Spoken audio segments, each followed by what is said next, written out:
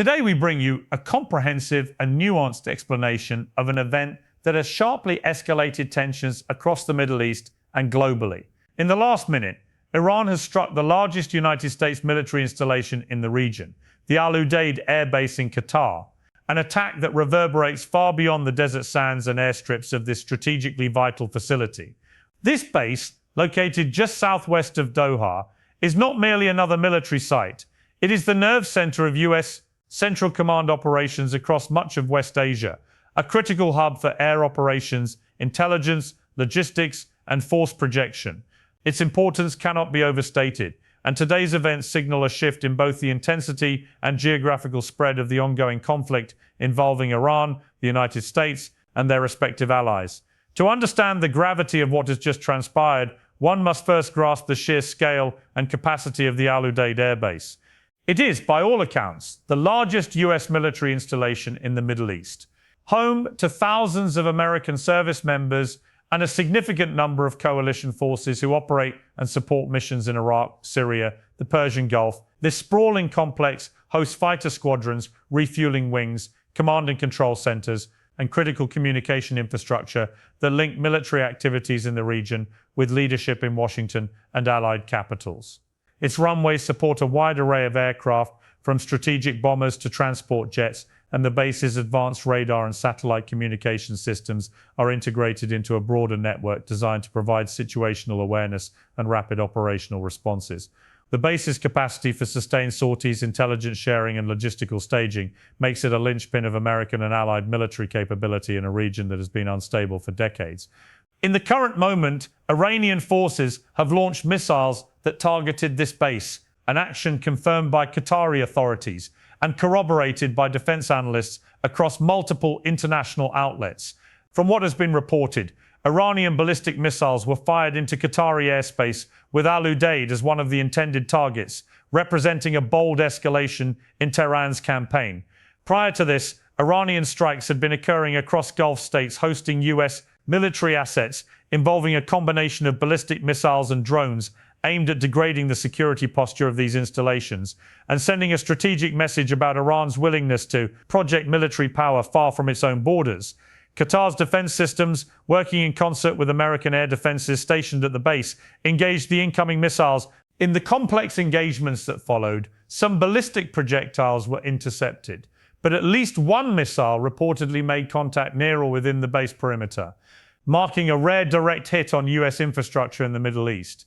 Officials indicated that there were no immediate reports of U.S. casualties, but the impact on equipment and strategic systems, including radar and communications arrays, could be significant. The Pentagon later acknowledged that equipment was impacted, but emphasized that the base remains operational, reflecting both the robustness and resilience of the defenses there. Inside the base, the response protocols that had been developed over years of intermittent regional tensions were activated immediately.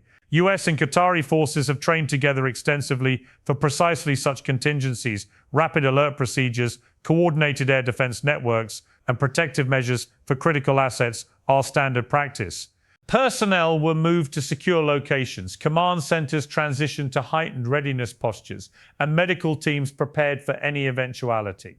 Udeid's interior, though designed for operational effectiveness, also incorporates safety measures intended to mitigate damage from external threats, including hardened structures and redundant communication lines that help ensure continuity of mission even under attack.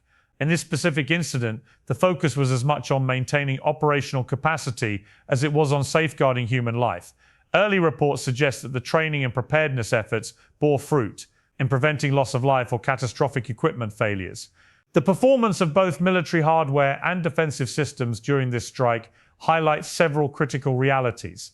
First, the integration of Qatari and U.S. air defense capabilities, including Patriot missile systems and other interceptor technologies, played a pivotal role in minimizing the damage. These systems, designed to detect and destroy incoming threats, demonstrated their value by engaging many of the missiles before they could reach populated or sensitive areas. Yet the fact that at least one missile penetrated the defensive screen exposes the inherent limits of even the most advanced air defense networks when facing a concerted and well-executed assault.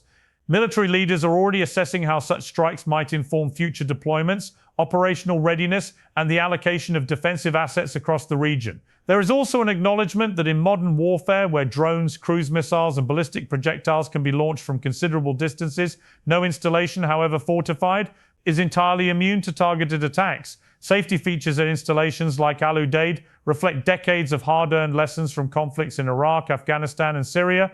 Command bunkers are reinforced, communication centers are shielded, and key personnel are dispersed in controlled environments to reduce vulnerability. Evacuation routes and emergency medical facilities are in place, and routine drills ensure that as soon as a threat is detected, responses are rapid and coordinated.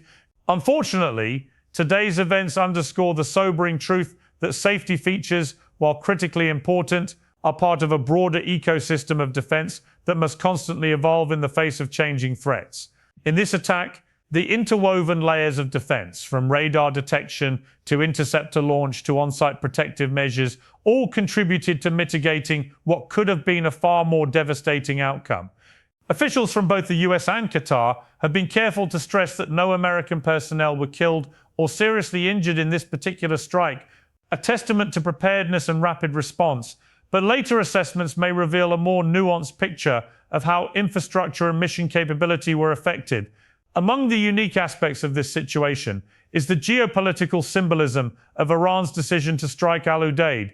This is not merely a tactical move, it is a message aimed at multiple audiences: domestic, regional, and international. Domestically, Iran's leadership is asserting that it will actively retaliate against what it perceives as aggression, particularly in the context of ongoing US and Israeli military operations against Iranian assets.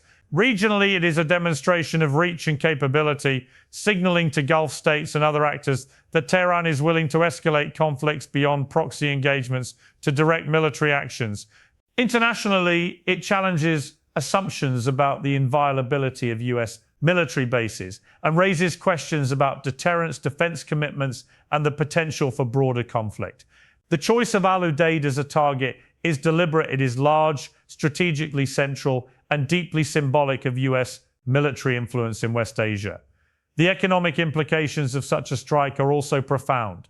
Beyond the immediate cost of repairing or replacing damaged equipment, there are ripple effects that touch global markets, energy prices, and perceptions of stability. The Middle East remains a critical supplier of oil and gas to the world economy, and any perception of escalating conflict can cause prices to surge as traders fear supply disruptions.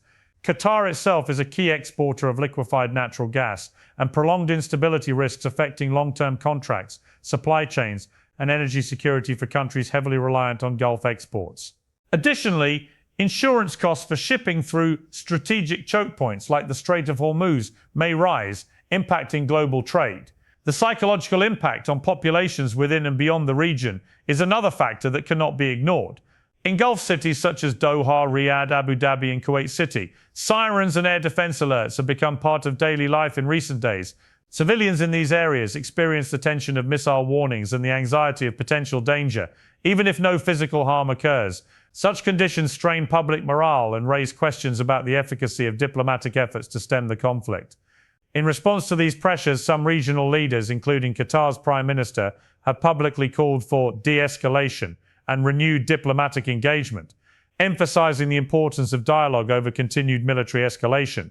From a strategic standpoint, Iran's use of both ballistic missiles and attempted aerial incursions, including reports of low-flying aircraft approaching within minutes of striking critical facilities, demonstrates a willingness to employ diverse military assets and adapt tactics in real time. In some instances, Qatari fighters have engaged and downed hostile aircraft before they could reach their targets, a reminder that air superiority and quick reaction capabilities remain essential. But these close calls also reveal vulnerabilities that many military analysts believe will shape future defense planning for both host nations and their international partners. The broader war that now envelops parts of the Middle East extends far beyond this one strike. This moment is part of a larger escalation involving the United States, Iran, Israel, and various allied and proxy forces across the region. Within the last several days, missiles and drones have been launched at energy, infrastructure, ports, and military bases in Saudi Arabia, the UAE, Bahrain, and Kuwait, prompting a complex web of intercepts, counterstrikes, and diplomatic condemnations. The United Nations Secretary General has condemned actions that escalate conflict, urging restraint and adherence to international law, while world powers grapple with the dual imperatives of supporting allies and avoiding a wider conflagration.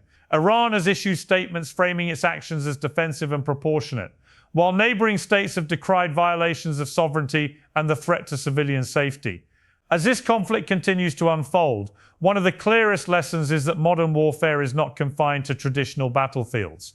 It plays out in diplomatic corridors, financial markets, media narratives, and public opinion across continents. The strike on Udeid Air Base is both a tactical event and a geopolitical signal, a reminder that in an interconnected world, military actions have cascading consequences that go far beyond the immediate flashpoints. At this moment, Udeid remains operational, a testament to the resilience of its defenses and the skill of the personnel who protect it. Yet the strike represents a watershed in the conflict, a moment that may redefine strategic calculations for years to come. The full ramifications, from military doctrine to international relations, will emerge over time, but what is already clear is that this event has elevated the stakes in a volatile region where peace has always been fragile. Thank you for reading through this comprehensive analysis.